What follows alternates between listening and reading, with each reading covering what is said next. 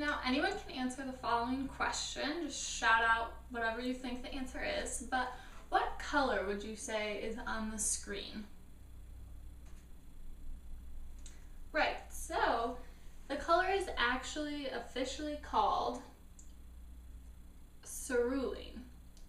Now, cerulean is just another color, except it became a fashion trend that many of you probably have in your closets. It at New York Fashion Week and has slowly throughout the past decade or so trickled down into stores that everyday average Americans shop at. So it was first seen on the New York Fashion Week runway in 2002 when Oscar de la Renta had a collection of cerulean ball gowns. Then, the following New York Fashion Week, Yves Saint Laurent used the same color in a collection of military jackets and pants. Now, it started, about 8 or so more designers used the color until eventually it found its way to Bloomingdale's, where Rebecca Minkoff's purse can be purchased. Then to Nordstrom's, where this cerulean peacoat can be purchased. And now you can find cerulean in every store, from Forever 21 to TJ Maxx, any store that normal everyday people shop at, even if they're not conscious savvy.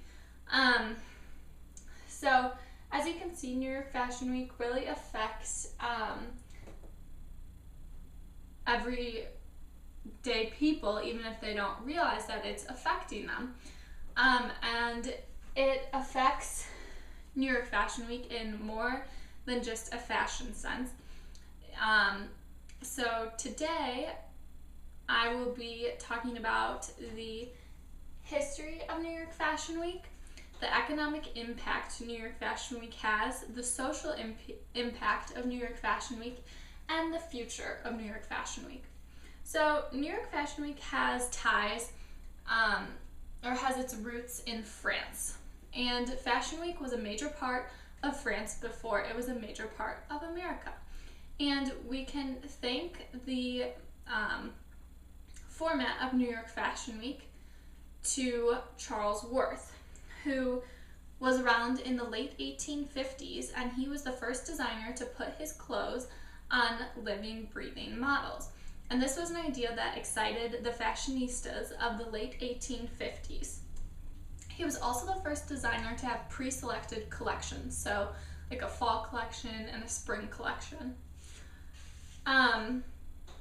In 1868, Worth founded Chambray Syndical, which was an elite group of designers who made up, who were considered to be haute couture. And Chambray Syndical aimed to regulate the fashion industry. To be considered a member of Chambray Syndical, you had to follow strict rules and had to participate in a biannual fashion week. Looking forward to the 20th century, Fashion Week started to become more elaborate and soon became known as fashion fêtes, which fêtes in French means party. So there were more lights and lots of people came, and it started to become a journalism topic. And Fashion Week, Fashion Fêtes, and Chambray Syndical secured France's reign over the fashion world. But in World War II, that reign started to loosen because nobody could travel to France for Fashion Week. So in 1943, Eleanor Lambert invited everyone who would normally come to Paris for Fashion Week to New York for a week that would showcase American designers, and that would be called Press Week. Press Week was a huge success, and fashion magazines started to feature American designers, which they had never done before. Eventually, throughout the years, America became France's equal when it came to the fashion world. New York Fashion Week has gone through a lot of changes throughout the years, and this evolution first started when its name was changed from Press Week to Fashion Week. With the name change came a change of space. In 1994, or prior to 1994, designers had held their shows in their own warehouses and found their own spaces. But in 1994, they started using Bryant Park and big white tents to host fashion shows. This created international attention, drew celebrities, and helped New York Fashion Week gain sponsors like Mercedes-Benz. In 2010, Bryant Park was decided to no longer be the location of New York Fashion Week, and it was moved to the Lincoln Center, where it still remains today. So throughout the years that New York Fashion Week has been along and the changes that have been made, it's become an integral part of New York's economy. It brings on average $850 million into the city each year. This influx of cash can be attributed to the expenses of New York Fashion Week, such as the income of taxis, retail stores, restaurants, and hotels. The Lincoln Center contributes $21 million to New York's economy each year, which leaves the rest of the money to the surrounding areas in New York. About 173,000 people work in New York's fashion industry, which is about 5.7% of New York's workforce. This includes stylists, photographers, public relation workers, editors, makeup artists, hairstylists, security personnel, and models. These people usually make about $40,000 to $60,000 each fashion week. Unless, of course, that model is Gisele Bündchen, who makes $45 million every fashion week. These salaries amount to a large tax revenue for New York Fashion Week.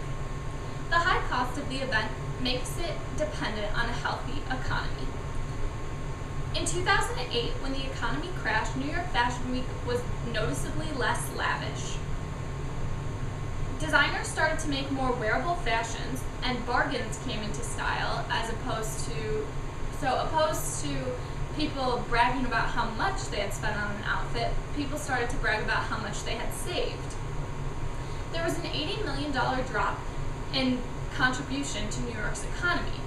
So still about $770 million was still contributed, which is a lot, but an $80 million drop is also noticeably considerable. Former Mayor Michael Bloomberg is an extreme believer in New York Fashion Week. He believes that it's extremely valuable to New York and supports it by going to events and supporting incoming designers. When he was in office, he put $50 million into the future home of New York Fashion Week, which should be ready in 2017.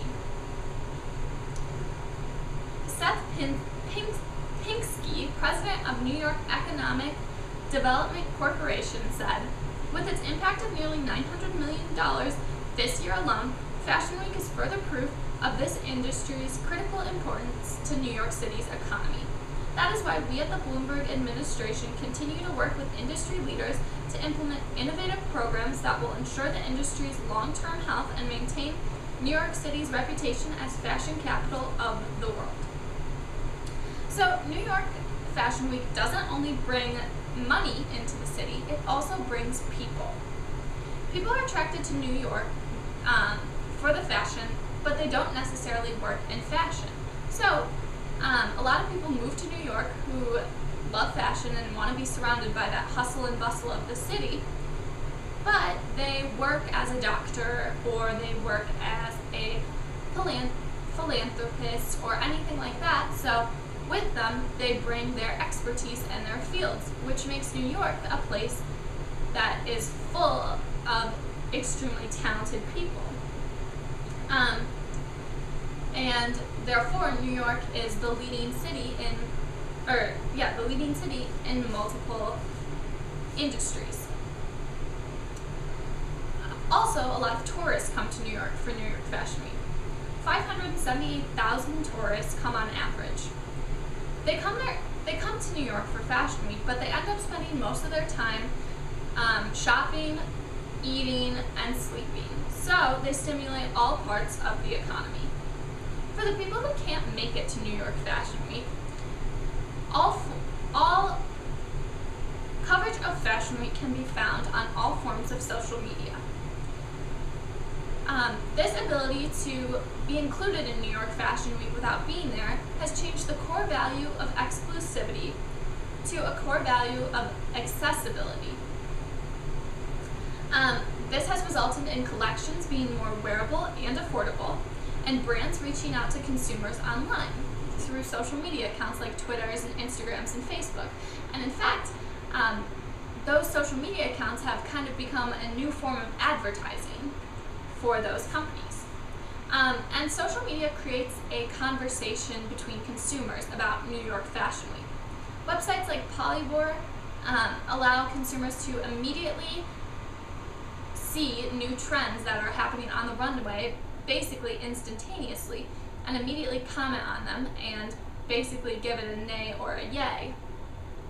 And this inspires designers to make collections more wearable and affordable all around. Also, the amount of attention that New York Fashion Week gets makes it the perfect place to spread awareness. For example, the Clintons had a giant pink elephant in the lobby of the Lincoln Center a few years ago, and it had a hashtag on the side of it, and people were taking pictures with it and posting them to Twitter and Instagram and hashtagging it. And it was actually to raise awareness for poaching elephants for their tusks. And so that's just one example of how New York Fashion Week can be utilized to raise awareness. And Keith Baptista, a managing partner of New York Fashion Week, said, "We feel that we can build platforms around fashion and music and art. Why can't we do something that also has a political message?" So as you can see, New York Fashion Week has evolved tremendously throughout the years, and it shows no sign of stopping in the future. Recently, a new trend in New York Fashion Week has been moving from outside the Lincoln Center. So they've kind of reverted to their old ways, and a lot of designers are hosting shows in their own private warehouses. And this allows the opportunity for new designers who aren't that well known to have their own shows in their own warehouses and have people walking down the street come in and be discovered. Also, a lot of controversy surrounds New York Fashion Week, especially when it comes to models. And a lot of people complain that New York Fashion Week models are underweight and underage. So a designer named Carrie Hammer has started using role models as opposed to runway models in her shows. So this means that she has women who could be seen as role models, people who have a full-time career or are homemakers or anything of that sort.